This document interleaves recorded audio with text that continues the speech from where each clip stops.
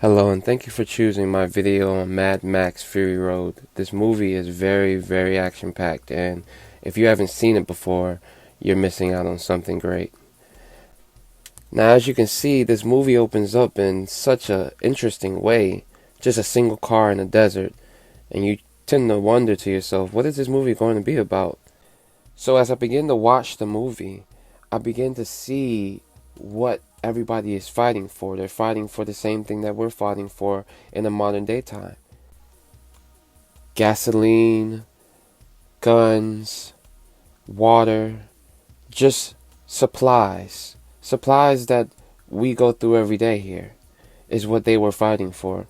So in this movie, as you can see, these women right here, they were a prize to the king that we're going to later speak upon. So the king, he runs with a posse, and as you can see, it's very deep. Uh, it's a lot of guns, a lot of cars, a lot of people that are just willing to risk their lives for this one man, this one god that they feel is immortal.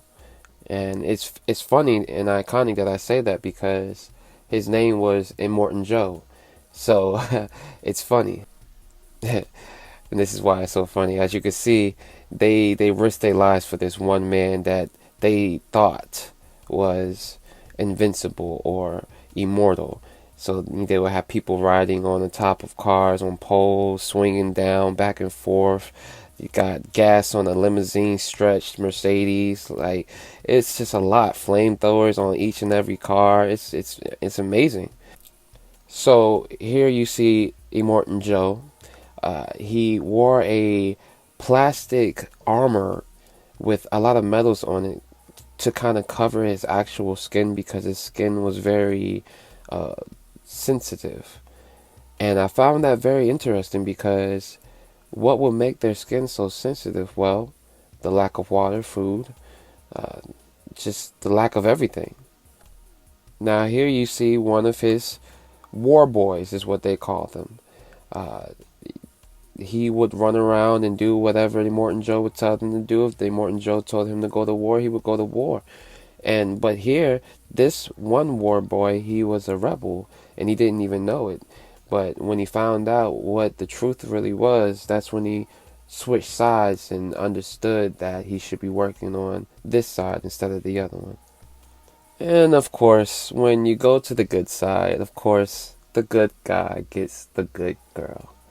So as you can see, he won a girl over, and it was beautiful. And I really felt emotional connected to that because they both been through so much together. So for them to get connected to each other, it really makes a big impact on the movie because it makes me feel like this relationship is more real than just a movie. Now we get to the bread and the butter, the main man. This guy right here was the same guy that you seen in the first slide when we first started. He's been the man who's been running away from his nightmares.